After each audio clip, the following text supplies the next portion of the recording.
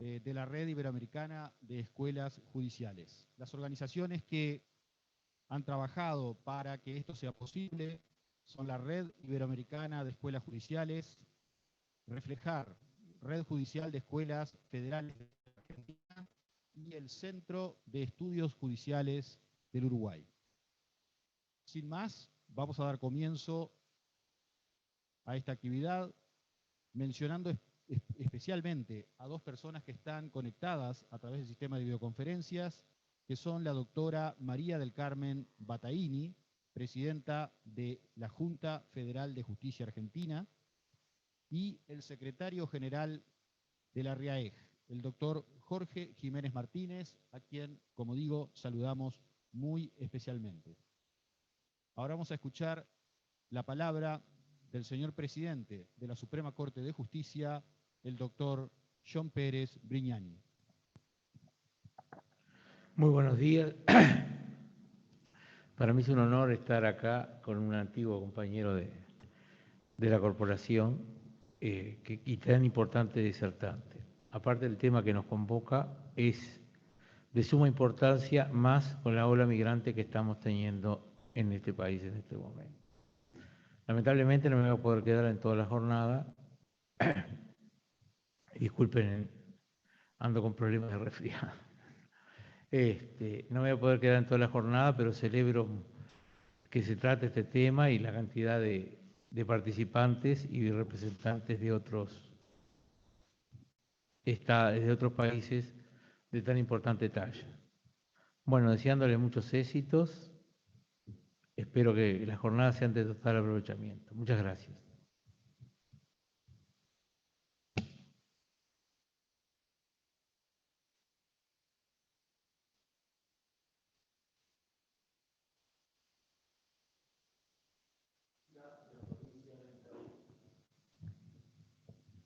Bueno, buenos días a todos los aquí presentes y los que nos acompañan virtualmente, muy especialmente, por supuesto, mi cariño y mi agradecimiento de que esté aquí acompañándonos la doctora María del Carmen Bataini, que es la presidenta de la Junta Federal de Cortes y Superiores Tribunales, y también el doctor Jorge Jiménez, que es el secretario general de RIAEJ.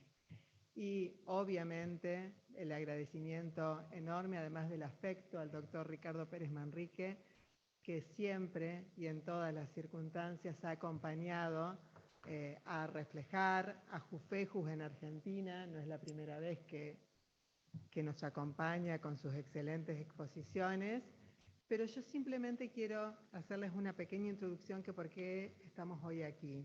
En el año 2019 asumimos con el CEJU de la República Oriental del Uruguay ante RIAEJ este eje de trabajar por la visibilización, por la sensibilización y en investigaciones relacionadas con niñez y adolescencia.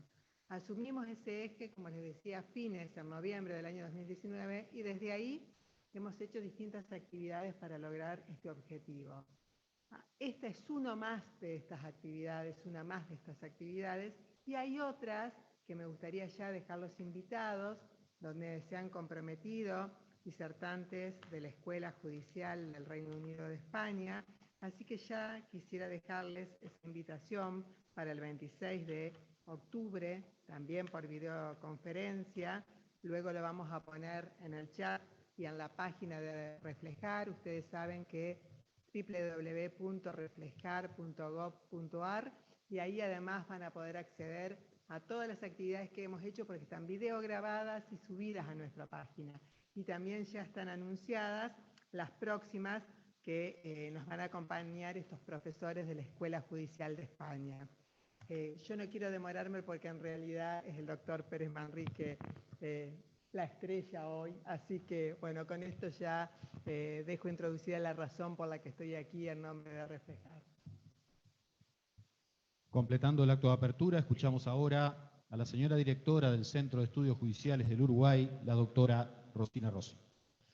Buenos días a todas, a todos, a quienes están conectados por la videoconferencia, a quienes están presentes aquí hoy. Sean todos y todas bienvenidas al CEJU, a nuestra casa de estudios, a nuestra pequeña casa de estudios de Uruguay.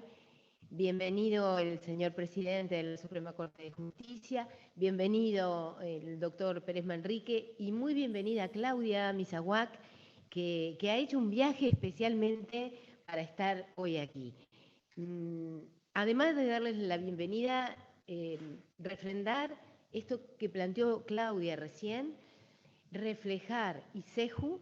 Desde el año 2019 venimos trabajando a través de los medios prácticamente telemáticos siempre, porque la asamblea fue en noviembre de 2019 y se nos vino la pandemia, no nos detuvo la pandemia y trabajamos durante todos estos años en este tema que elegimos entre las dos escuelas, niñez y tutela de la niñez. Bueno, este eje en realidad representa el trabajo de las escuelas por los derechos humanos y especialmente por los derechos humanos de los niños.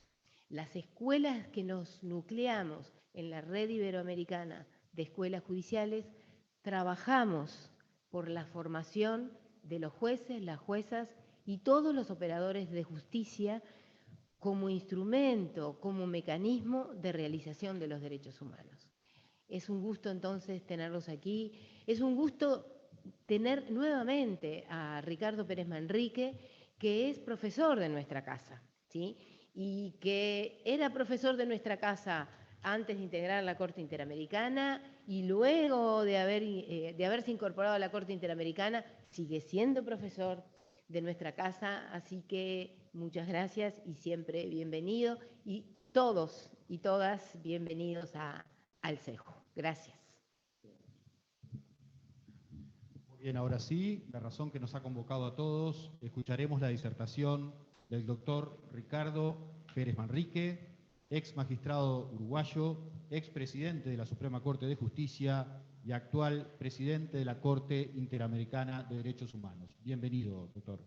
Muchas gracias, señor presidente de la Suprema Corte de Justicia, doctor John Pérez, estimada doctora Claudia Misahuac,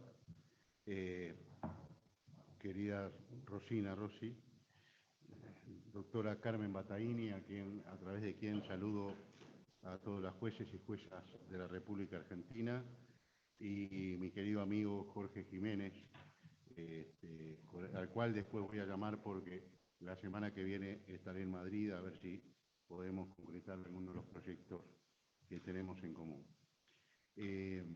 Quiero decir que, primero, pedir disculpas por la demora, pero ustedes entenderán que estaba en una reunión con la dirección del Instituto Interamericano en Línea, o sea que estábamos en la línea de trabajo que tenemos en este lugar, desarrollando una cantidad de perspectivas de trabajo en común que me interesa mucho señalar porque va a ser parte de lo que vamos a decir acá.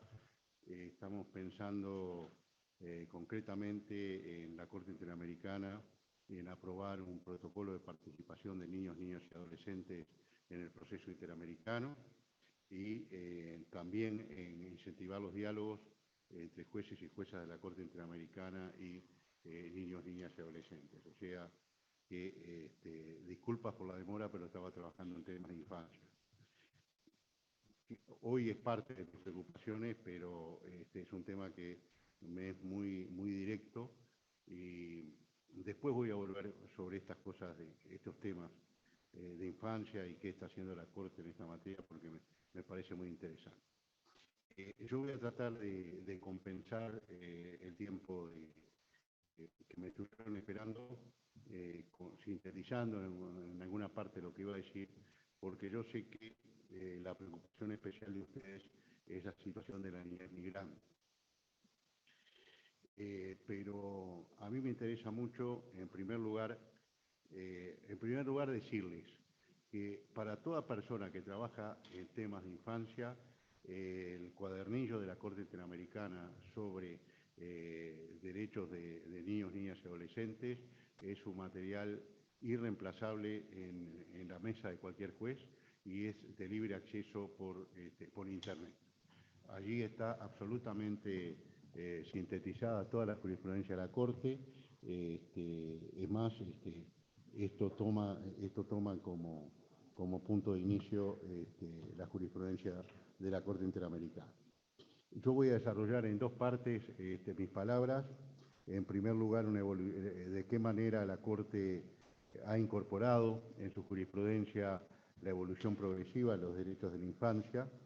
Y en segundo lugar, quiero hablar las consideraciones particulares sobre jurisprudencia en materia de niños y niñas en situación de migración.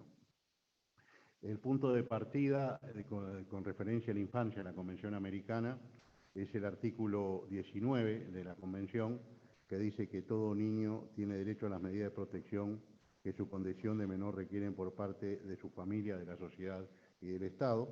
Y ahora después vamos a ver de qué manera la Corte ha llenado de contenido ese enunciado de medidas especiales de protección de niños, niñas y adolescentes, y de qué manera también la cuestión de la responsabilidad de la familia, de la sociedad y del Estado.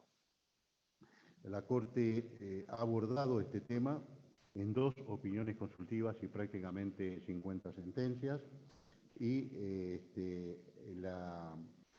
decir, uno de los puntos de partida es las obligaciones del Estado del artículo 1 de la Convención Americana sobre la obligación de los Estados de respeto y garantía sin discriminación de especie alguna, entre otras por la edad, a todas las personas abarcadas por la Convención. Justamente el tema de no discriminación es un tema que está presente permanentemente en la jurisprudencia de la Corte, y a partir de esa obligación general del artículo 1, la Corte ha desarrollado el concepto de que el artículo 19 contempla lo que se llama una obligación especial de protección. El primer caso de la Corte Interamericana sobre Infancia es el caso Niños de la Calle, Villagrán, Morales y otros versus Guatemala, sentencia que fue dictada en 1999. Se trata justamente de la ejecución de un grupo de niños de la calle que vivían en esas condiciones, y ahí la Corte desarrolla el artículo 19 como una obligación del respeto del deber de garantía, y dice que acá la Corte empieza a avanzar en un concepto muy importante, que es la interseccionalidad de la violación de los derechos. La Corte señala que por una parte hay una doble agresión a los derechos de estos niños que estaban en esa situación, por una parte por su situación social, que los obligaba a vivir en situación de calle, y por otro lado los atentados contra su integridad física y su psíquica y moral, y hasta contra su propia vida, como se dio en este caso concreto. La Corte allí invoca por primera vez el concepto de corpus iuris interamericano para aplicar en materia de niños, niñas y adolescentes, en el sentido de, en este caso, en perspectiva específica sobre la situación de estos niños involucrados. Después va a retomar esta concepción, de la cual me voy a referir más adelante, en la primera opinión consultiva sobre la infancia, que es la 17/2002, sobre la condición jurídica y derechos del niño. Allí la Corte utiliza el corpus iuris para dotar de sentido y alcance a las obligaciones especiales de protección de las niñas, niños y adolescentes. La Corte todavía, en la sentencia de Niños de la Calle, no establece clara y nítidamente el concepto de sujeto de derechos de los niños, niñas y adolescentes. En cuanto al sujeto protegido, la Convención Americana no determina cuándo se es niño y cuándo se deja de ser niño, y la Corte, en la opinión consultiva del 2001, llena ese concepto, donde dialoga con la Convención de Derechos del Niño y dice que a los efectos de la Convención Americana también, y incorporando el concepto de niño de la Convención Americana, de la Convención de los Derechos del Niño, considera niño a toda persona mayor de 13 años, menor de 18 años de edad, aplicando directamente el artículo 1 de la Convención de los Derechos del Niño. Sobre este tema No voy a avanzar más, es un tema bastante claro. Lo que sí decir que cuál es la riqueza de la Convención Americana y en este momento y por qué se incorpora en las consideraciones de la Corte. Bueno, por lo que todos sabemos. En primer lugar, es el primer tratado de Naciones Unidas que incorpora en un solo núcleo, recordemos los pactos, el Pacto de Derechos Civiles y Políticos y el Pacto de Derechos Económicos, Sociales y Culturales. Son dos normas separadas, que eso responden al mundo bipolar, pero esta convención, que es de 1989, concentra en una sola norma derechos civiles y políticos como derechos económicos, sociales y culturales. Y en segundo lugar, la importancia de una convención que es la mayor ratificada aún hasta la fecha por todos los países de Naciones Unidas. Perdón, doctor, sí. Vamos a tener que mejorar un poco el audio para quienes están escuchándonos. No sé si podríamos arrimarlo por eso.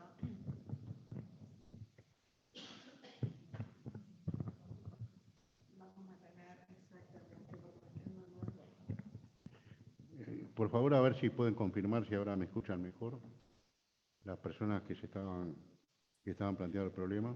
Sí, doctor, mejor se escucha. Bueno, mejor.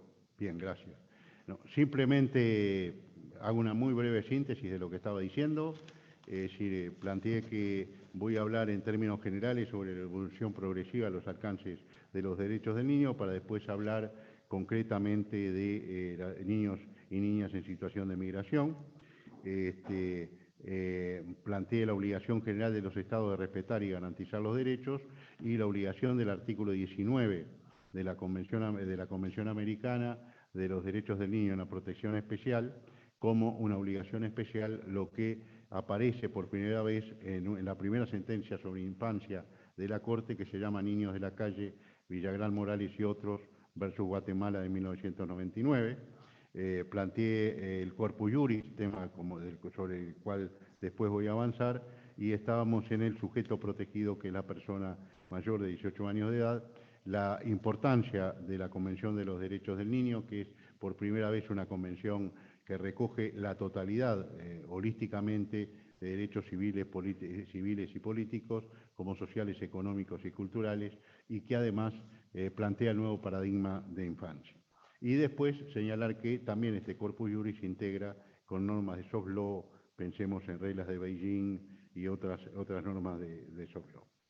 Sobre el corpus juris, la Corte lo desarrolla en la opinión consultiva 17 y habla de un muy comprensivo corpus juris de derecho internacional de protección de los derechos del niño, que debe ser utilizado como fuente de derecho por el tribunal para establecer el contenido y los alcances de las obligaciones que han asumido los Estados a través del artículo 19 de la Convención Americana.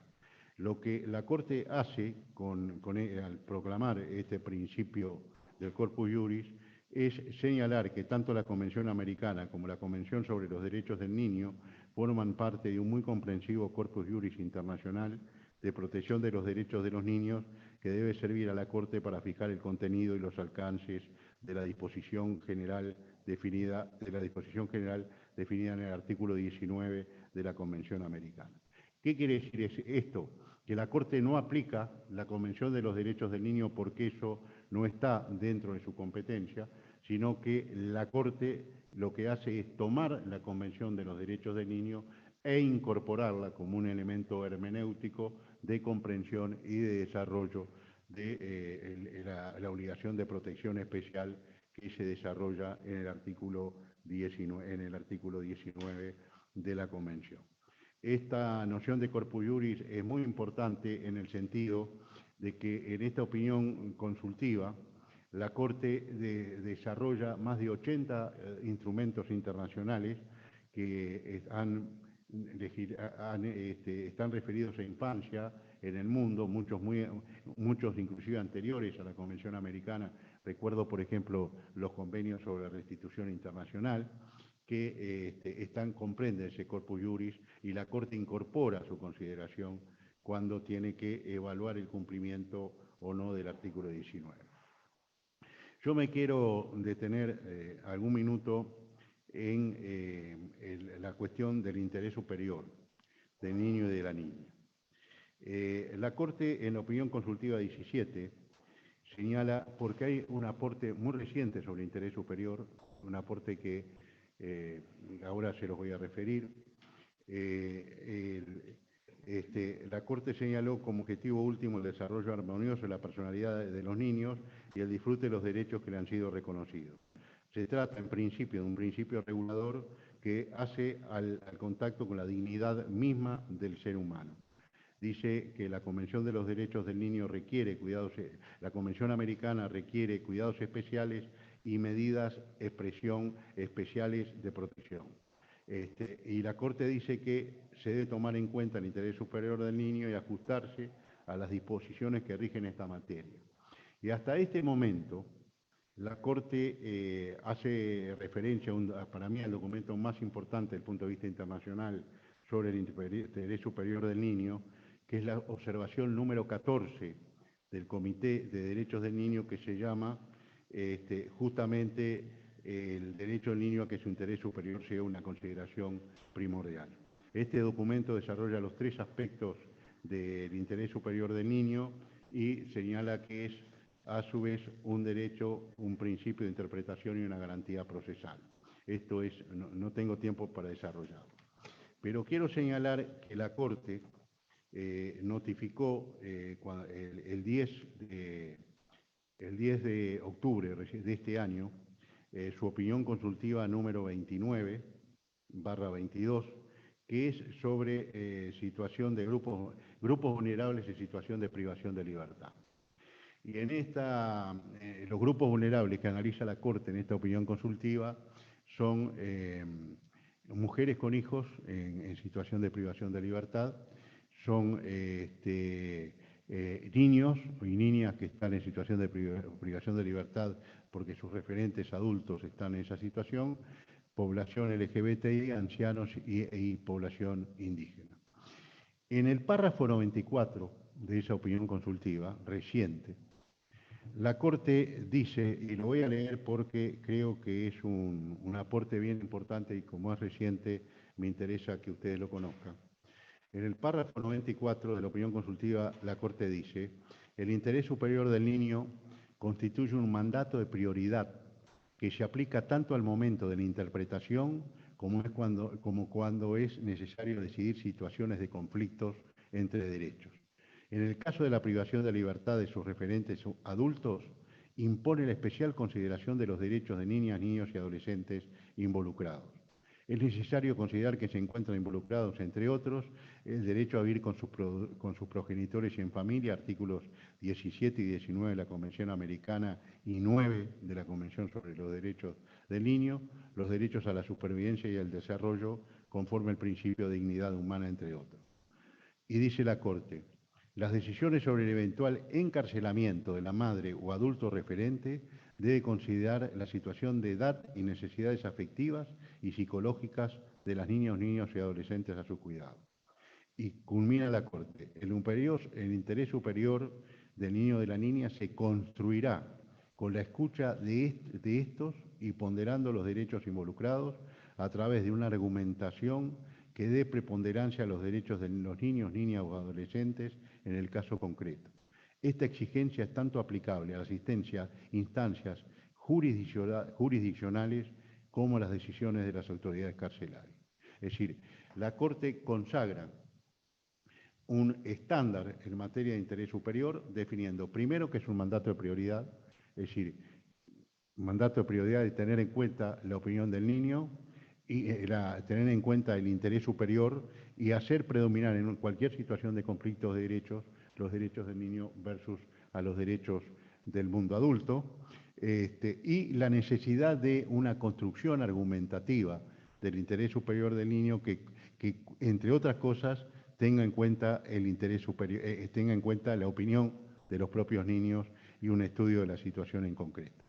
Y sobre todo reitera, tratándose de situación carcelaria, la necesidad de que tanto a nivel jurisdiccional como a nivel administrativo, a nivel de la autoridad carcelaria, estas cuestiones sean fundamentales al tomar decisiones. Ustedes saben que esto es una situación de conflicto extremo. En el caso de Uruguay ha habido un caso notorio, el caso denominado Donna Summer, que es una señora con 4 hijos que estaba destinada por la legislación antidrogas que condena nada más ni nada menos que por introducir los gramos que sea de marihuana o de cocaína a una cárcel con un mínimo de 4 años y medio, mínimo 4 años y medio, lo que implica prisión preceptiva a las personas que introducen droga a la cárcel. Y esta mujer, presionada, trató de introducir marihuana, es detenida y se desarrolló una campaña muy interesante para proclamar la necesidad de preservar el vínculo familiar y porque era la única persona referente adulta para 4 niños. Y lo que es muy interesante que un juez de ejecución de pena en Uruguay tomó la medida de hacer lo que yo denomino un adecuado control de convencionalidad y dispuso una prisión domiciliaria. Entonces creo que es una muy buena práctica y esto trataré al final de hablar un poco de control de convencionalidad sobre los alcances, pero me parece un tema fundamental. Otro tema que me interesaba resaltar es la relación que hay entre protección especial e interseccionalidad. Hablamos de interseccionalidad cuando sobre una misma persona confluyen varias vulnerabilidades. Y hay un caso sumamente interesante, que es el caso González Luy versus Ecuador, que es una niña de 7 años de edad que es contagiada de VIH en una transfusión sanguínea. A raíz de tener VIH, se le impide el acceso a la educación, se le impide ir a la escuela. Y este caso, la niña se llama Thalía, la Corte analiza que dice que se dan las condiciones de ser niña, mujer, de ser pobre y de la extrema vulnerabilidad derivada de un sistema de salud que no funciona y que le introduce por una mala práctica una enfermedad en su sangre. La Corte resalta el rol de la educación para superar los estereotipos de género y que dice que como niña con VIH necesitaba mayor apoyo del Estado para impulsar su proyecto de vida. Otro caso vinculado con interseccionalidad es un caso reciente, el 2021, Vera Rojas versus Chile. Vera Rojas es una niña con discapacidad, tiene una enfermedad rara llamada síndrome de Lake, por el cual tiene síntomas parecidos a la cuadriplegia y necesita una atención permanente. Este síntoma es incurable, esta niña se llama Martina, con importante deterioro a nivel cognitivo y motor y necesita atención domiciliaria permanente. Chile tiene un esquema de seguro de salud atendido primordialmente por entidades privadas y en determinado momento la entidad privada encontró que era demasiado costoso mantener a la niña en la casa con un estado de internación domiciliaria y pretendió cortar el servicio. Esto significaba que la niña, la única posibilidad que tenía para seguir viviendo era ir a un hospital. Los hospitales no tienen posibilidad de atención permanente de estos casos y ponía en serio riesgo sus vidas. La Corte atiende la responsabilidad de las empresas y la responsabilidad del Estado en cuanto a la supervisión. Señala cuál es el interés superior de la niña porque ostensiblemente el vivir en su casa y con la atención directa a sus padres significaba una mejora de la calidad de vida dentro de la gravedad de su enfermedad y la Corte destaca incursión en aspectos sobre las obligaciones de empresas particulares, los derechos humanos y el derecho a la salud y que al abordar la situación de la niña hay que considerarla un verdadero sujeto procesal teniendo en cuenta sus intereses máxime cuando tiene una discapacidad extrema. Entonces ahí tenemos otra interseccionalidad. Una niña con dificultades económicas y sufriendo una discapacidad extrema. En cuanto a la relación con la protección de la familia, todos estos temas los vamos a retomar después cuando hablemos de migración. Quiero citar el caso Hellman versus Uruguay, muy conocido, en lo cual la Corte dice que la protección del niño corresponde tanto al Estado como a la familia, a la comunidad y la sociedad, y que la separación de un niño de sus familiares, como sucedió con la hija con Macarena Gelman, posteriormente ubicada, la separación de un niño de sus familiares implica necesariamente un menoscabo en el ejercicio de su libertad. La Corte trata otro artículo vinculado, que es el artículo 17 de la Convención Americana y el artículo 11, en cuanto al respeto a la honra y la dignidad de las personas, el 11.2, como una injerencia arbitraria contra la vida privada y familiar por la actuación del Estado de desaparición y ocultamiento de su madre y de inserción en una familia adoptiva sin que la niña tuviera conocimiento, y también del 17.1 en cuanto a la protección de la familia y las obligaciones del Estado en cuanto al reconocimiento de la familia como núcleo fundamental y el deber de protección. Otro caso que tiene que ver con la integración familiar es un caso que se llama Atala Rifo e Hijas versus Chile. Atala Rifo es una jueza que opta por su opción sexual es vivir con una pareja del mismo sexo, y a raíz de eso la Corte de Chile la destituye en su cargo. La Corte consideró una injerencia arbitraria en la vida privada y familiar de la señora Atala la decisión de la Corte. Para el Tribunal del Término Familiar debe entenderse en sentido amplio, abarcando todas las personas vinculadas por un parentesco cercano.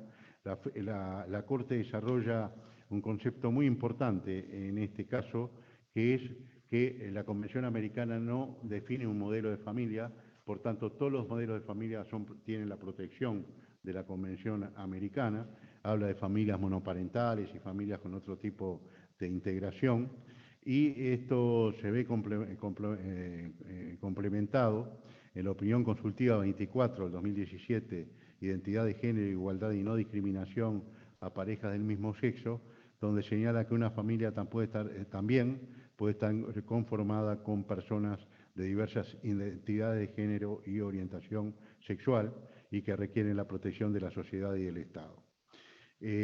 Otra sentencia importante sobre este punto de integración familiar es la del 27 de abril del 2012, Fornerón versus Argentina, un caso de la provincia de Claudia, donde la Corte determina que se utilizaron estereotipos de género para marginar al padre de origen de su hija, que pasa a una situación de guarda preadoptiva y de adopción. Este es un caso muy importante que quiero decir que uno de los casos que vio la Corte en Uruguay, lo vimos el miércoles en Colonia, que se llama María versus Argentina, y es el caso de una niña de 13 años que queda embarazada de su medio hermano, y cuando la empiezan a atender en la ciudad de Rosario, previo al parto, empieza el trabajo del equipo hospitalario para convencerla de que dé el niño en adopción. Previo al parto, firma un consentimiento para adopción con la asistencia de su madre, e inmediatamente del parto ella dice que no está de acuerdo con eso. El niño es entregado a una familia adoptiva, hace 8 años que está con esa familia, y se trata de revertir la situación a través de la jurisprudencia de la intervención de la Corte. Quiero señalar que, como en las películas, cualquier parecido con la realidad no es pura coincidencia en este caso, que desgraciadamente tenemos muchos casos, y quiero comentar que ahora la Corte estuvo en Colonia, y en paralelo al tratamiento de este caso, frente a los juzgados de Colonia hay una pancarta reclamando por un caso similar.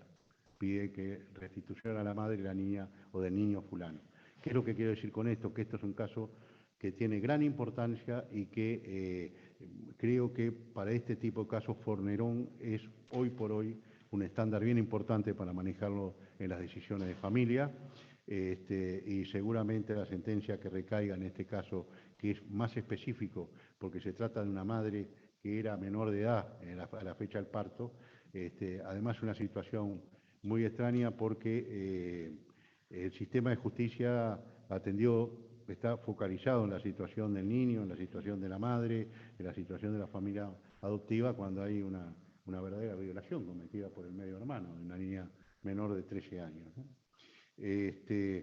En otra área, en un área que es un poco distinta a lo que, por lo menos en Uruguay, tenemos alcance, hay el caso Chitay, Nech versus Guatemala, es un caso de convivencia familiar en el contexto de la familia indígena, y ahí la Corte rescata el derecho del niño a contemplar las particularidades culturales de las familias indígenas para aplicar el derecho a la integración familiar y a vivir en familia. Ahí se habla no solo el contacto con el núcleo familiar, sino el contacto con generaciones de pueblos que son habituales en este nivel. En la opinión 17 del 2002, la Corte destaca que los niños y niñas tienen derecho a vivir con su familia, llamadas a satisfacer todas sus necesidades, y que la carencia de recursos materiales no puede ser el único fundamento para separar a un niño de su familia. Como segunda parte de esta conversación, estoy tratando de ver si podemos dar una visión general y poder generar un diálogo posteriormente. Vamos a hablar de niños en contexto de migración o de movilidad humana.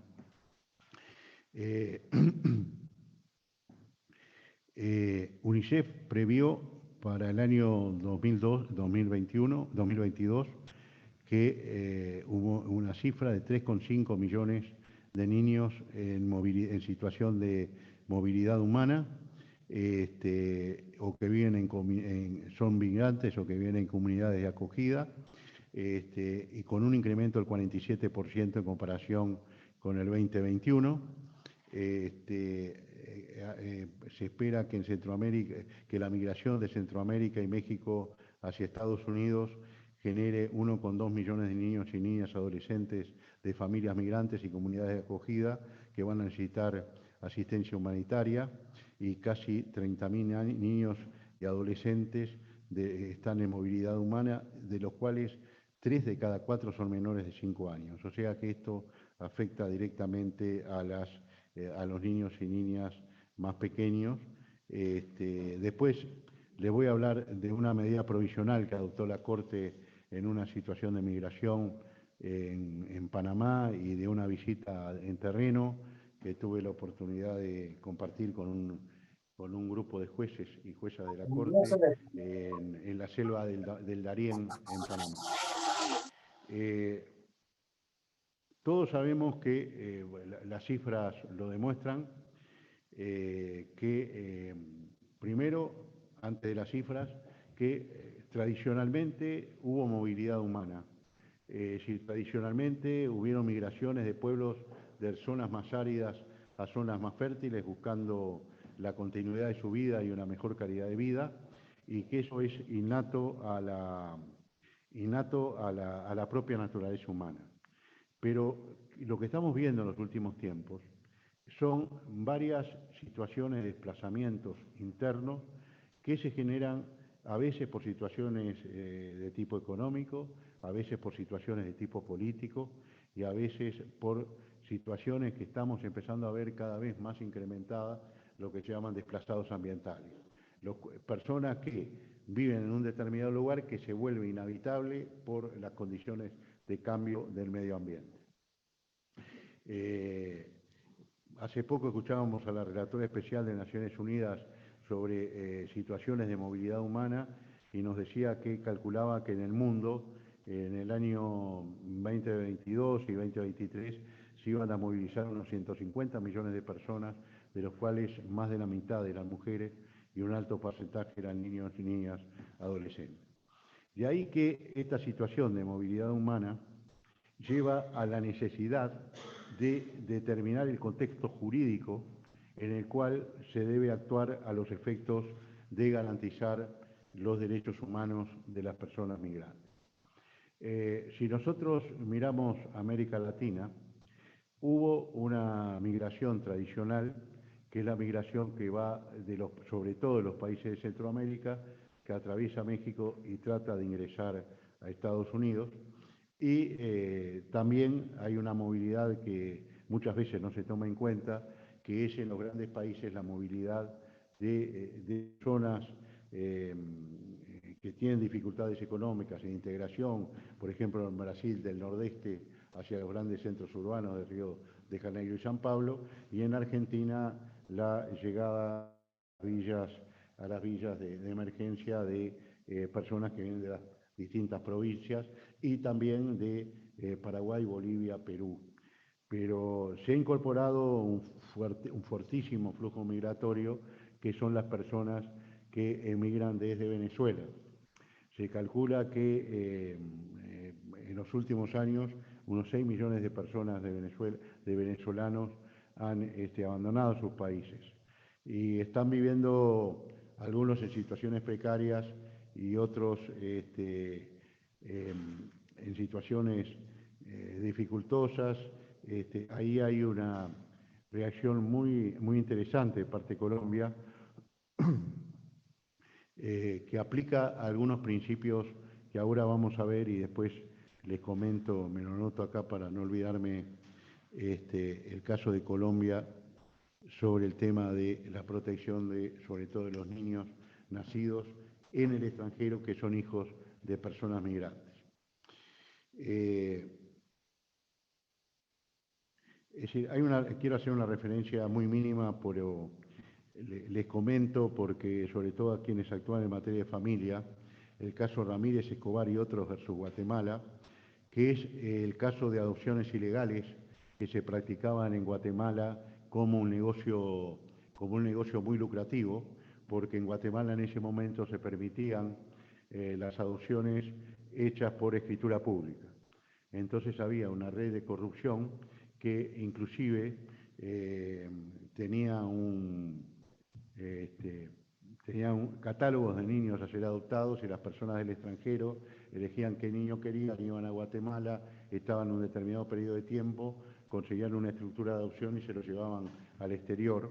Hay muchos niños y niñas guatemaltecos esparcidos a lo largo y a lo ancho de toda Europa, y la Corte ahí señaló, condenó estas adopciones ilegales y señaló una serie de requisitos para proceder a la adopción, entre los cuales la protección de la identidad, brindar a los padres la asistencia necesaria para el desempeño de sus funciones, asegurar que la adoptabilidad del niño o de la niña se cumpliera con todas las garantías del debido proceso, que los padres hayan dado un consentimiento informado de la situación, garantizar que la adopción no dé lugar a beneficios financieros y prevenir el secuestro, la venta o la trata de niños.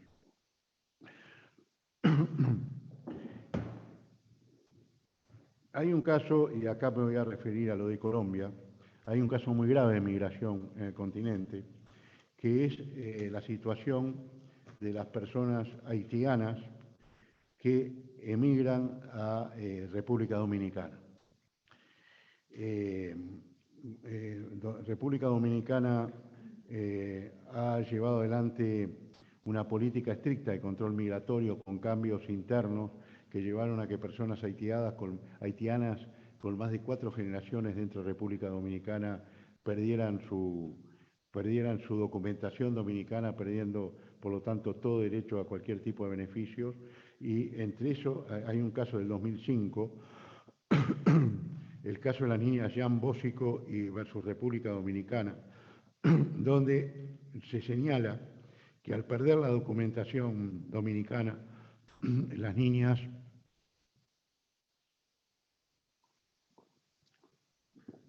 perdían su posibilidad que caían en situación de apatrídica, porque no eran haitianas, porque habían nacido 3 generaciones después en República Dominicana, y no eran dominicanas porque Dominicana le negaba el derecho de acceso a toda documentación.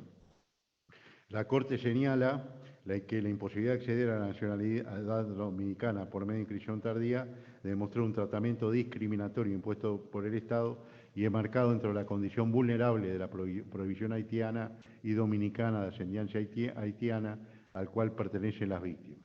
Y la Corte ordenó que estas niñas obtuvieran su documentación, que la han obtenido a partir de la decisión de la Corte y fueran reincorporadas al sistema educativo.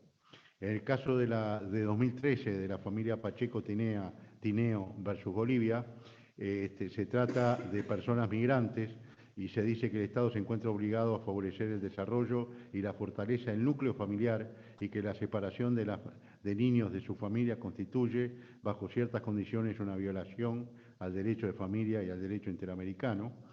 Se señala el interés superior del niño y de la unidad familiar, por lo que tienen las autoridades la obligación de escuchar a los niños y las niñas en todos los procedimientos penales, y este estándar se retoma en el documento más importante que ha producido la Corte sobre niños, niñas en situación de movilidad y migración, que es la opinión consultiva de 2014, relativa a los derechos niños y niñas en el contexto de migración. Uruguay tuvo que ver con esta opinión consultiva, que fue solicitada por los 4 países fundadores del Mercosur: Argentina, Brasil, Uruguay y Paraguay. La Corte reiteró que los Estados deben favorecer la protección y desarrollo de los niños y niñas, cualquiera fuera su condición migratoria o nacionalidad. Los Estados deben en sus respectivas jurisdicciones identificar a los niños y niñas extranjeros que requieren protección. Los Estados, al requerir acciones judiciales y legales, deben tener en consideración el interés superior del niño, y sobre este punto se ha señalado que los Estados tienen que garantizar el derecho de los niños y niñas a participar de los procesos judiciales como un titular de derechos y no como un objeto de prueba, un testimonio de prueba. Los Estados no deben recurrir a la privación de libertad como medida cautelar de ningún tipo, por ende deben facilitar medidas alternativas, siendo la privación de libertad no aceptada. Según el principio de interés superior del niño, no se puede expulsar o retornar a los niños o niñas a lugares donde pueda vulnerarse su integridad, y la expulsión de los padres de niños o niñas migrantes no procede cuando los niños puedan o tienen la capacidad de residir legalmente en el país de destino. Y acá quiero señalar la buena práctica de Colombia en relación a lo que vimos de República Dominicana.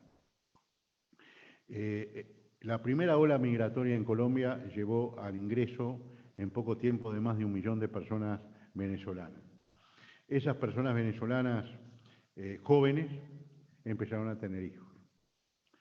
Y Colombia, rápidamente aplicando estos principios de la opinión consultiva, estableció administrativamente que era obligación del registro civil de Colombia inscribir a esos niños como colombianos, con lo cual inmediatamente accedían a toda la protección social que el Estado de Colombia le da a sus nacionales. Pero a su vez, eso implica también que por el principio de unificación familiar y de no separación de los niños de la familia, esos niños debían vivir junto a sus padres. Y esto ha cumplido un rol muy importante, es una regla de buena práctica, porque comparado con eso, hay otros países donde este problema no está solucionado y los Estados se resisten a reconocer su nacionalidad a niños y niñas que son hijos de migrantes. Hay una situación muy, pero muy conflictiva y complicada para los derechos humanos en la frontera de México con Estados Unidos. Yo recuerdo, lamentablemente, no le tengo acá, pero tendría que ser el principio de toda disertación sobre esto, una caricatura que salió en un diario norteamericano, en la cual aparece un niño enjaulado, que era lo que no tengo información a la fecha, pero en época de Trump, los niños, en el momento de ser aprendida la familia en la frontera, eran separados independientemente de su edad de sus padres. Los padres seguían su suerte migratoria y los niños por otro. Entonces, me pareció brillante como contenido porque es un niño con rasgos, centroamericanos, sudamericanos, y dice qué pena no me di cuenta de decir que soy ucraniano. ¿Por qué? Porque Estados Unidos le está dando protección a inmigrantes ucranianos por la situación de guerra y se la está negando a los niños que provienen de América. Entonces, eso es, a mí me impactó muchísimo esa caricatura porque a veces un dibujo dice mucho más que 1000 palabras. Entonces, por lo menos se las pude relatar. Los estados tienen la obligación de identificar cuáles son las necesidades de protección específicas que tienen niñas y niños migrantes y, en un caso, adoptar todas las medidas de protección especial. La Corte ha hecho un importante esfuerzo por tratar de asimilar los derechos de asilo a la protección que necesitan específicamente los niños migrantes, y ha señalado que el artículo 29 de la Convención Americana, en aplicación del artículo 29 de la Convención Americana y en interpretación del 22.7, que el derecho a buscar y recibir asilo en el marco del sistema interamericano se encuentra configurado como un derecho humano individual a buscar y recibir protección internacional en territorio extranjero, incluyendo con esta expresión el Estatuto del Refugiado según los instrumentos pertinentes de Naciones Unidas, e invocando la Declaración de Cartagena, que amplía la protección no solo a casos de desplazamientos forzados, sino también a los desafíos de protección que derivan de otros patrones de desplazamiento. La Corte ha extendido la protección del asilo a la situación de las personas refugiadas. Y las personas refugiadas son muchas veces personas que están en situación de migración complicada y que no pueden moverse dentro de fronteras, por lo cual los estados tienen la obligación no solo de concederse el derecho de asilo o la condición de refugiado, sino la obligación de los estados de identificar a las niñas y los niños extranjeros que requieren de protección especial internacional dentro de sus jurisdicciones, ya sea como refugiado o a través de una evolución inicial que suministre garantías de seguridad y privacidad con el fin de proporcionarles el tratamiento adecuado. Al respecto, la Corte señala la necesidad de procedimientos de identificación y la necesidad de protección, que es una obligación positiva de los Estados, y a los efectos de identificación y evaluación, la Corte ha definido las siguientes garantías mínimas. Primero, tratamiento acorde a su condición de niño o niña y en casos de dudas sobre la edad, evaluación y determinación de la misma, considerar que cuando no se puede determinar hay que considerarlo una persona menor de 18 años. Segundo, determinación de si se trata de un niño o una niña no acompañado o separado. Esto es un fenómeno muy importante. Los niños emigran solos muchas veces y esto los agrega una vulnerabilidad mayor que no tener un entorno familiar de protección. Determinación de la necesidad de la niña o del niño o en su caso su condición de apatridia. Obtención de información sobre los motivos de la salida del país de origen, su separación familiar, en el caso cuáles son las vulnerabilidades y cualquier otro elemento que evidencie o niegue su necesidad de algún tipo de protección internacional, la necesidad de adoptar medidas de protecciones especiales y la necesidad de adoptar un diseño institucional para la asignación de funciones en el marco de competencias que incumben a cada órgano del Estado. Sobre las garantías del debido proceso aplicables en procesos migratorios de niños, niñas y adolescentes, la Corte ha señalado las siguientes garantías.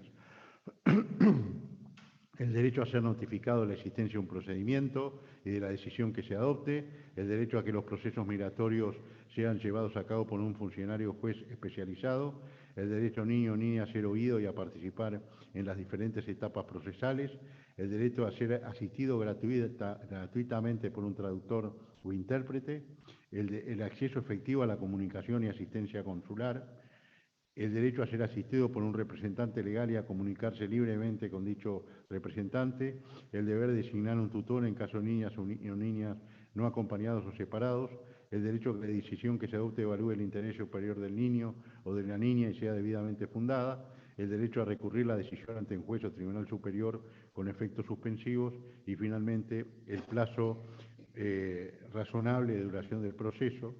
El principio de no privación de libertad es muy claro que un niño por situación de migración no puede ser privado de libertad. Sin embargo, en el mundo, mayoritariamente, es decir, por ejemplo, en Europa, niños, niñas y adolescentes, por ejemplo, en España, son detenidos en estaciones migratorias donde no pueden salir hasta que un juez lo permita. Las medidas prioritarias de protección integral de niños migrantes. ¿Algún comentario?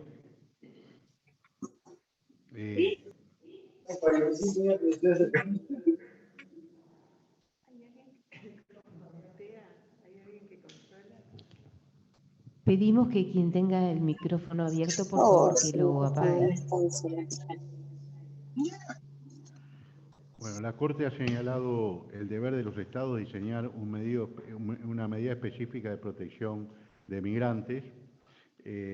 Bueno, la garantía del debido proceso más o menos las he visto.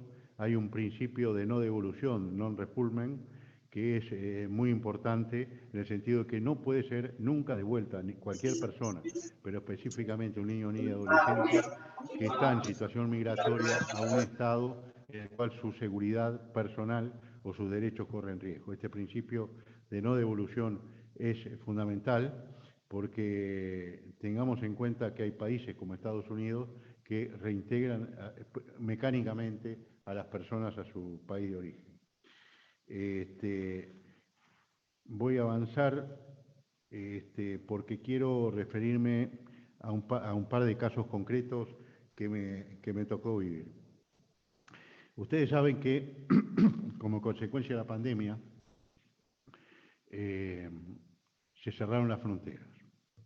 Es decir, en Centroamérica existe un corredor de flujos migratorios que ingresa por la selva, es decir, viene del sur, ingresa por la selva del Darién a Panamá, pasa a Panamá, de Panamá pasa a Costa Rica, de Costa Rica a Nicaragua, Guatemala, México, porque la aspiración de todos es llegar a la frontera de Estados Unidos. ¿Qué pasó con la pandemia? Se cerraron las fronteras.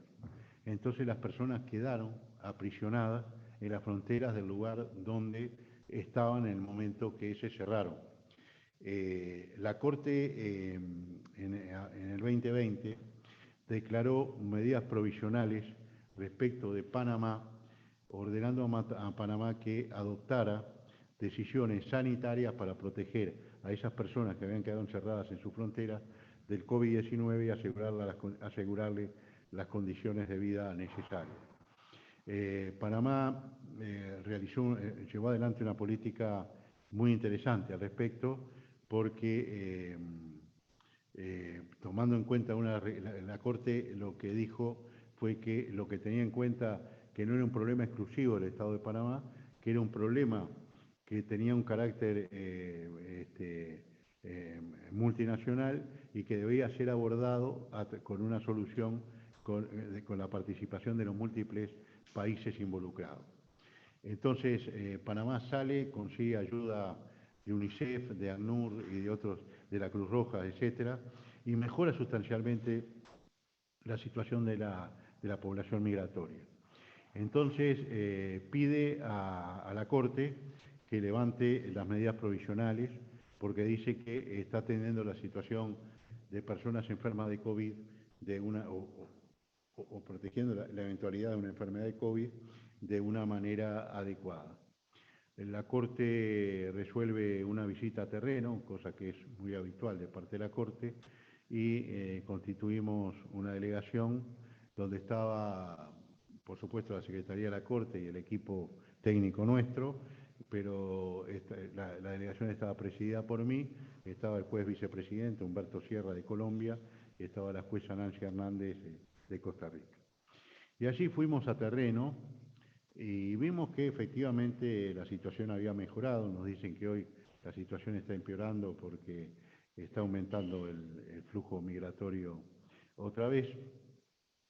y vimos en terreno cuál es el drama de la migración, con un caso absolutamente conmovedor que ahora les voy a contar, pero donde las personas, en la desesperación por lo que entienden que es una vida mejor, corren absolutamente todo tipo de riesgo. Porque el punto de partida es llegar a la frontera de Colombia con Panamá. Ahí hay coyotes que les cobran $150 por persona por cruzar la frontera. Pero el cruce de frontera va hasta unos pocos kilómetros de la frontera de Colombia y después le dicen que no pueden continuar y los dejan abandonados en la selva. Y ahí cada cual, sálvese quien pueda, trata de llegar de la mejor manera posible a Panamá, y donde llegan a Panamá, y ahí para llegar a las estaciones migratorias tienen que ir en piragua por un río, les cobran por eso, bueno, una situación indescriptible. Yo lo que les puedo decir son dos cosas. Hablamos con 5 personas en situación de migración. Es decir, ¿quiénes son los migrantes? Los migrantes son predominantemente venezolanos, no hay colombianos, hay muchos haitianos, porque y sobre todo hay muchos africanos. Ustedes dicen, ¿de dónde vienen los africanos?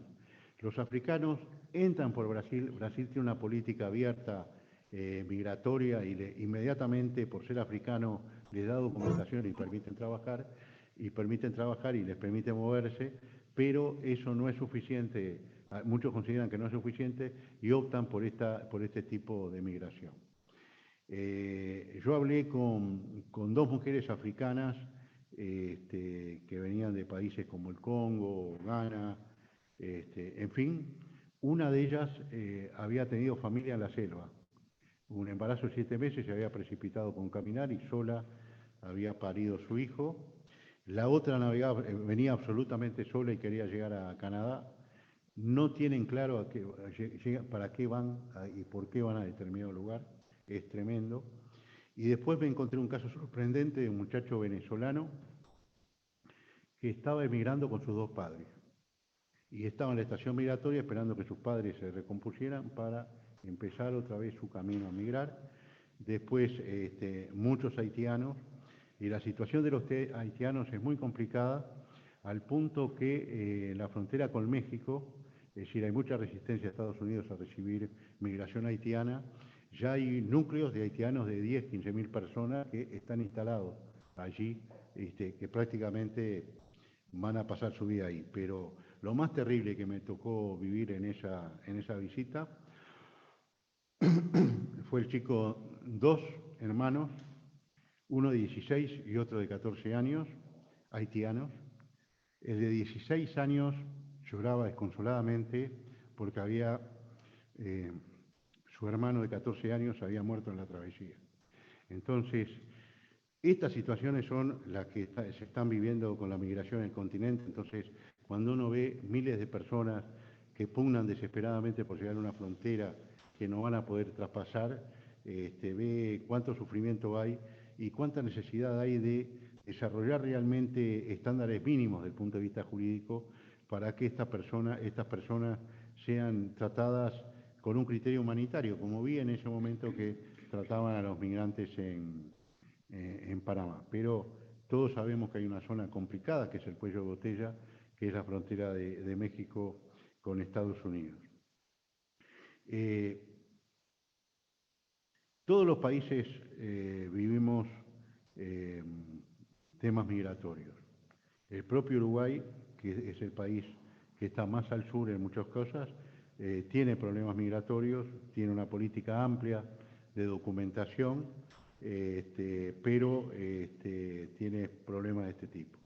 Lo que he tratado a través de estas palabras es de desarrollar estándares mínimos que permiten ser aplicadas en el sistema de justicia y que deben ser aplicadas en el sistema administrativo y en el diseño de políticas migratorias, que deben ser tomados en cuenta y aplicados de manera directa por los jueces y juezas, sobre todo en la interpretación conforme de la ley nacional.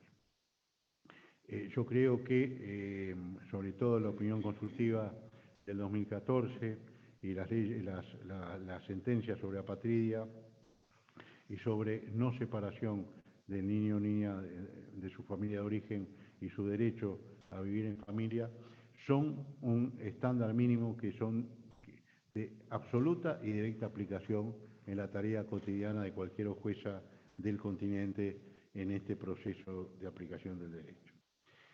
Finalmente, yo quiero hacer un análisis crítico de la jurisprudencia de mi corte, de la Corte Interamericana. Creo que hay un desarrollo mucho más profundo los que vivimos el proceso de implementación de la aplicación de la Convención Americana, de la Convención de los Derechos Unidos del Niño en América Latina. Hemos visto cómo se desarrolló lo que yo llamo una doctrina latinoamericana de protección de los derechos de la infancia, si bien en un primer momento muy volcada a niños y niñas en situación de conflicto con la ley penal, posteriormente eso se fue ampliando y hoy creo que hay un margen de material muy importante para ser incorporado al control de convencionalidad por los jueces y juezas nacionales. Recientemente estuve en la Asamblea General de la OEA y ahí se aprobó un documento sobre migración y hay muchísimos documentos sobre todo el sistema universal sobre migraciones. O sea, tenemos mucho material y tenemos la obligación de aplicarlo. Yo tengo la aspiración que en estos años la Corte pueda ajustar su jurisprudencia interna a lo que han sido los avances de la doctrina latinoamericana en materia de protección integral de niños, niñas y adolescentes. Estamos trabajando en ese sentido, estamos incorporando cuando yo llegué a la Corte en el año 2019, fue el año de los 30 años de la Convención de los Derechos del Niño y por primera vez en la historia de la Corte realizó un diálogo directo con niños, niñas y adolescentes de todos los jueces de la Corte que tuvimos una conversación abierta con un grupo de niños, niñas y adolescentes. Ya van 3 periodos que se hacen con el mismo criterio virtuales por la pandemia y el año próximo vamos a tomar la presencialidad. Y el tema de la participación es un tema muy importante, hay que incluirlos en el hecho judicial y creo que los estados también tienen el desafío de incluirlos previo a tomar decisiones que toma el mundo adulto sobre temas de infancia. En el Uruguay se están estudiando varias leyes que afectan a niños, niñas y adolescentes, todos los conocemos, y cero participación de infancia, todos tienen un interés centralizado, el interés de los adultos involucrados en estos casos. Entonces, un llamado a este tema, a incentivar la participación, a comprometernos en esta temática, cosa que damos por descartada. Y vuelvo a repetir, esa imagen de un caso tratado ante la Corte y unas pancartas frente a un juzgado uruguayo demuestran cuán importante es el diálogo entre las jurisdicciones y cómo estamos atendiendo problemas que en definitiva son comunes. Y en esta tensión, y este es el mensaje final que quiero darles, en esta tensión de esta problemática común, lo que quiero señalar es que quienes tienen que proteger los derechos humanos de todas las personas, de los niños, niñas y adolescentes, en primer lugar, y que cumplen un rol decisivo, son los jueces y juezas nacionales. ¿Por qué? Porque ese es el momento oportuno de hacer la protección. El sistema internacional actúa por defecto y muchos años después a veces de que la violación del derecho ha sido cometida.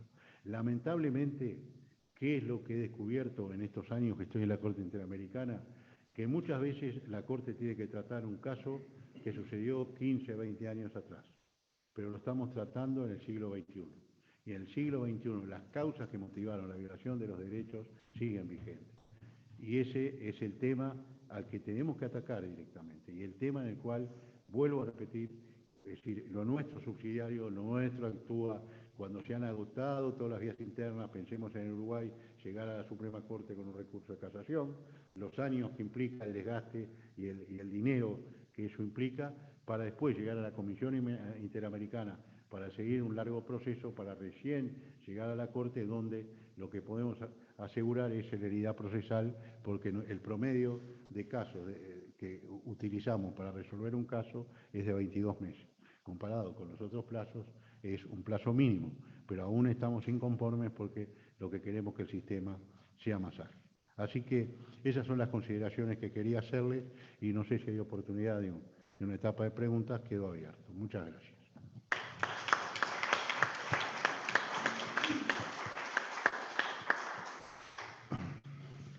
Muchas gracias, señor ministro Ricardo Pérez Manrique. Ya que usted ha planteado que se encuentra dispuesto a contestar preguntas, podríamos abrir un espacio de preguntas.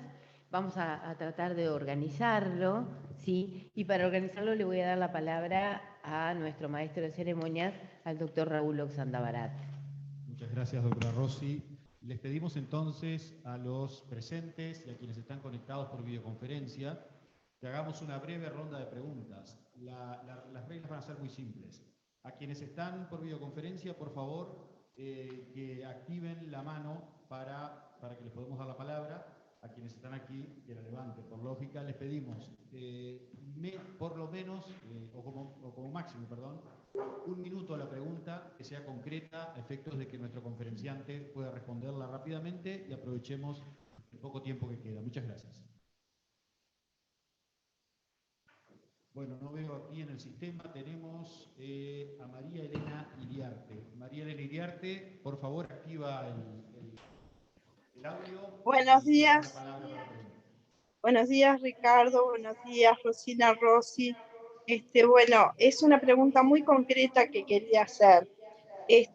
A efectos de preservar justamente las garantías y los derechos de los niños, que tenemos que tener en consideración el artículo 3 y leerlo conjuntamente con el 12 de la Convención y poder escucharlos a los mismos, justamente cuando están en pugna con los derechos con los adultos. Yo quería preguntar si la Corte tiene algún pronunciamiento en relación a la edad mínima para ser escuchados los niños. O sea, si han manejado algún tema en relación a las edades mínimas que se los escucha. Gracias por la pregunta. La Corte ha hecho referencia repetidamente a la observación general del Comité de Derechos del Niño sobre el derecho del niño a ser oído y a que sus opiniones sean debidamente tenidas en cuenta. Y justamente el comité señala que no se puede determinar una edad mínima y que dice que aún los niños muy pequeños tienen la posibilidad de expresar algún tipo de deseos o sentimientos, como dice la Children's Act de Inglaterra. Yo creo que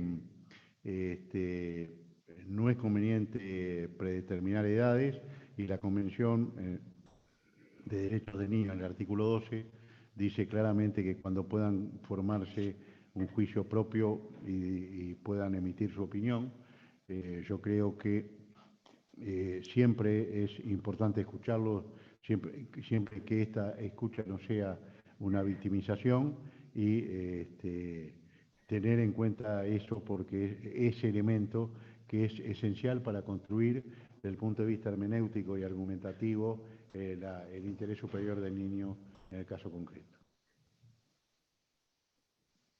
Tenemos a los participantes que además de darnos su nombre nos digan desde dónde nos están hablando. ¿Alguien más? ¿Aquí en la sala? Perfecto. Sí, buenos días, doctor. La doctora Farfala, soy jueza de familia especializada de Montevideo.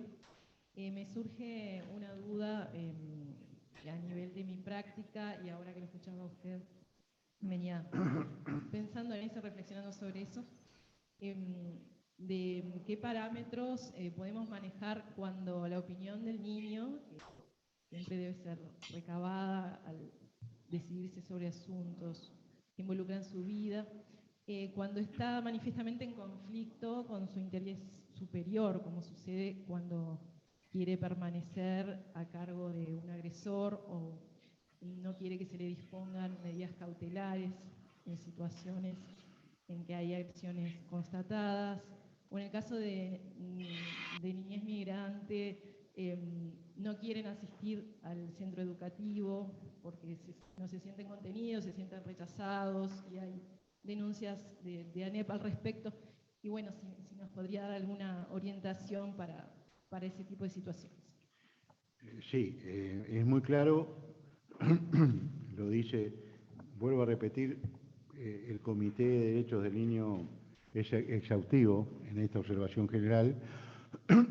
Es decir, la Convención lo que pide es tener en cuenta su opinión, no seguir su opinión.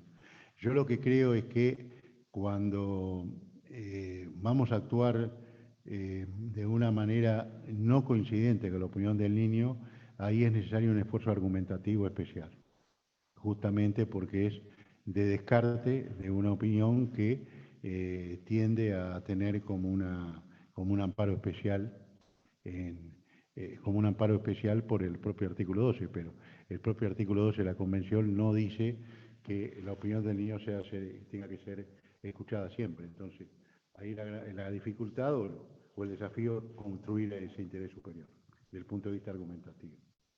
Sobre eso hemos trabajado y hay algún trabajo nuestro al respecto, sobre los pasos que hay que dar en el proceso argumentativo, y la Corte, en esto que yo acabo de leer, en la última opinión consultiva, da alguna pauta también de interpretación del interés superior.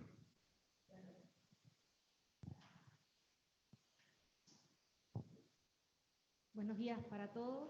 Soy la doctora Carolina Dobarro, aspirante del CEJU, y mi consulta viene referida a la situación de vulneración de derechos en situaciones de maternidad subrogada transfronteriza, donde muchas veces se dan estos casos de que los niños quedan apátridas justamente a raíz de estos procedimientos de reproducción humana asistida, ¿verdad?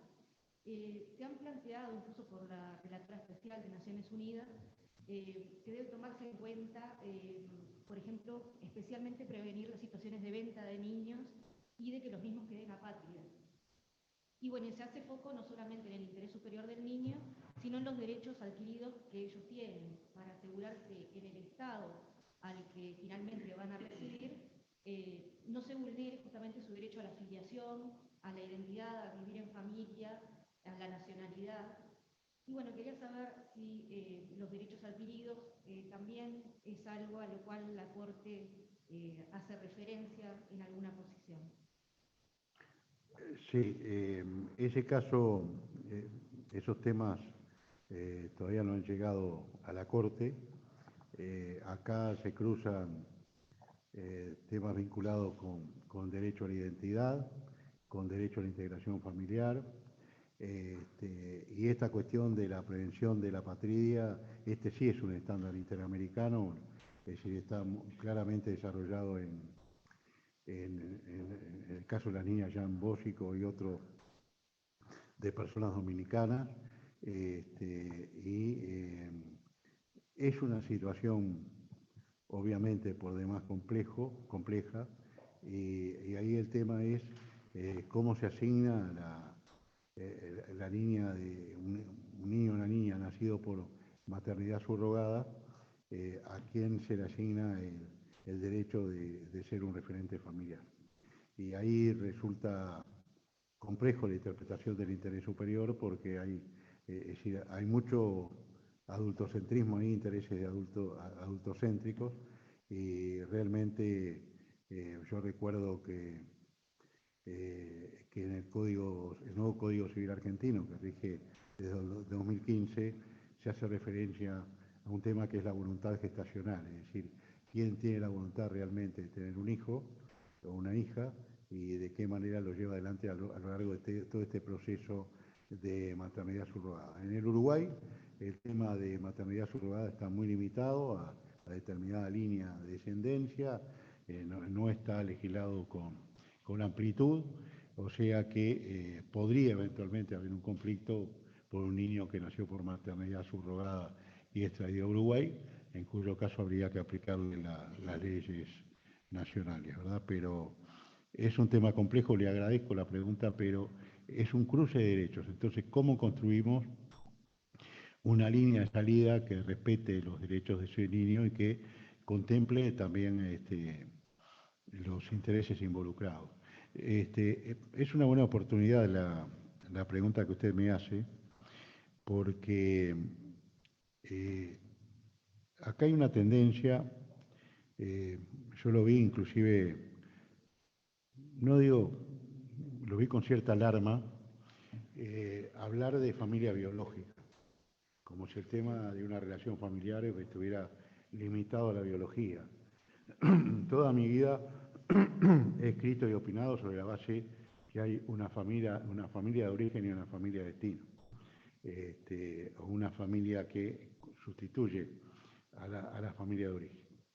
Y creo que uno de los temas fundamentales de debate es qué pasa cuando lo que es familia de origen, después de haber dado determinados pasos en un sentido, pretende dar pasos en el sentido contrario.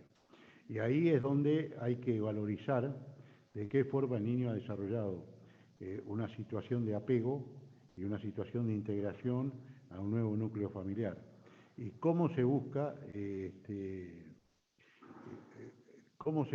y esto es muy difícil, buscar una integración armónica que no desconozca derechos, de nadie. Entonces, hace poco me contaban una situación en Argentina de una niña de la cual se acaba de ser declarada en situación de adoptabilidad, y la niña, que tiene 7 años, tiene pleno conocimiento de que sus padres, supongamos que su madre de origen es María, ¿no? Y que sus padres adoptantes son Juan y Manuela.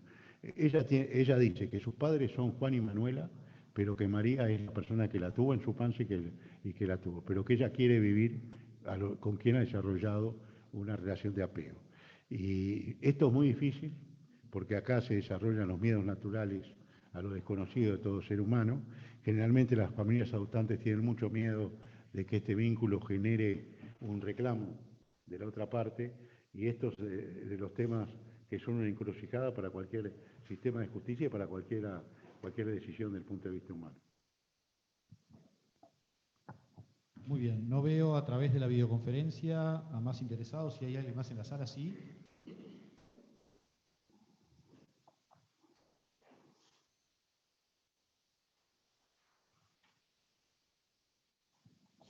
Adelante, ¿cómo estás?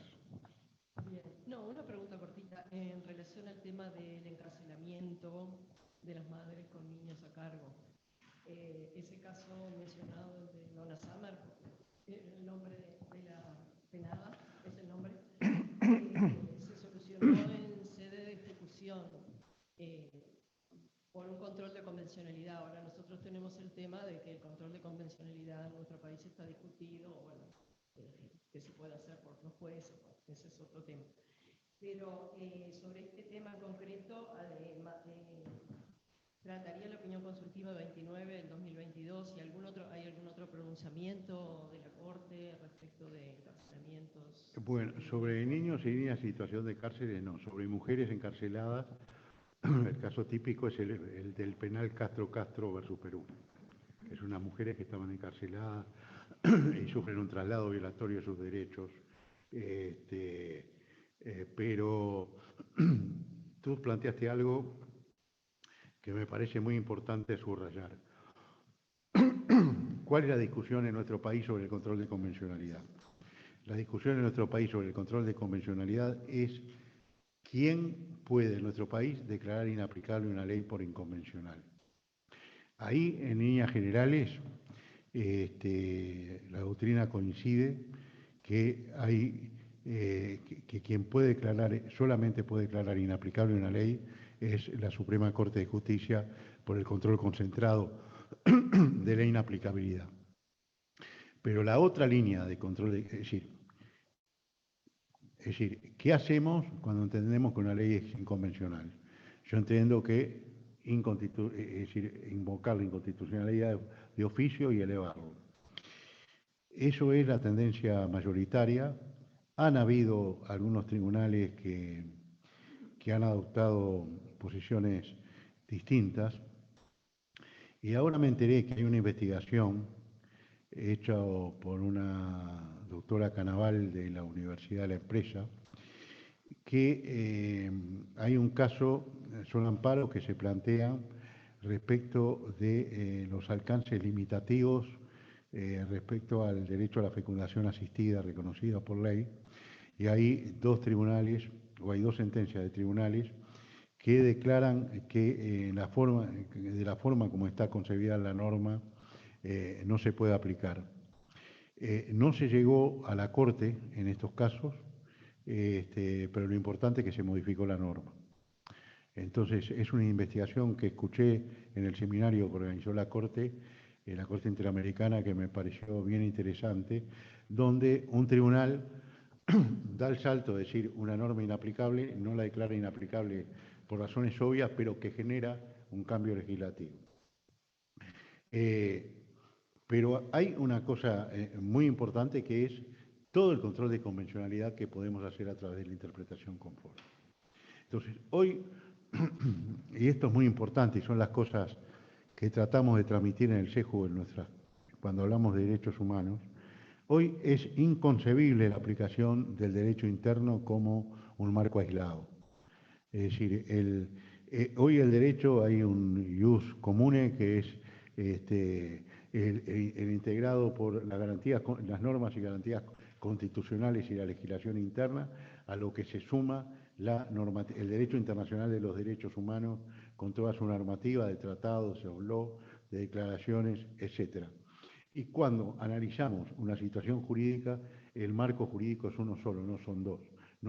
Se acabó el dualismo, se acabó que el derecho internacional está por acá y el derecho nacional está por acá, por este otro lado. Hablamos de un bloque de constitucionalidad, que en países como la Argentina el bloque de constitucionalidad está subido a la Constitución de la República, el inciso 22 del artículo 75 creo que es, y en el Uruguay podemos invocar un bloque de convencionalidad y de constitucionalidad en materia de derechos humanos a partir del artículo 72. El tema es tratar de incorporar a la tarea de nuestros días, cotidiana, por eso hablo de nuestros días, esta concepción holística del derecho. Es decir, modestamente es lo que tratamos de hacer en 12 años de trabajo en un tribunal de familia y luego en 5 años en la Corte de este país. Y yo creo que es posible, que ayuda a soluciones que son mucho más fortalecidas y mucho más respetuosas de los derechos humanos. Muy bien, ¿tengo alguien más en la sala que quiera hacer una pregunta? No tengo tampoco nadie más a través de la videoconferencia, así que, no, perdón, sí tengo alguien más. Perem, por favor, si se puede presentar y preguntar brevemente al señor conferenciante. Buenos días al doctor Pérez Manrique y a quienes le acompañan en la mesa principal. Muy buenos días también a los que se encuentran virtualmente conectados.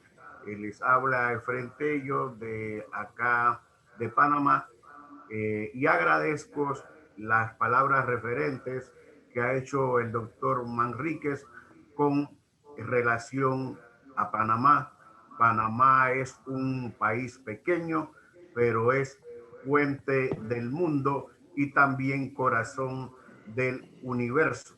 La jurisdicción de niñez y adolescencia de la República de Panamá, así como también su alta gerencia, seguirá siempre buscando las mejoras en la administración de justicia de la niñez, e indudablemente ahí se encuentran también contemplados los niños migrantes.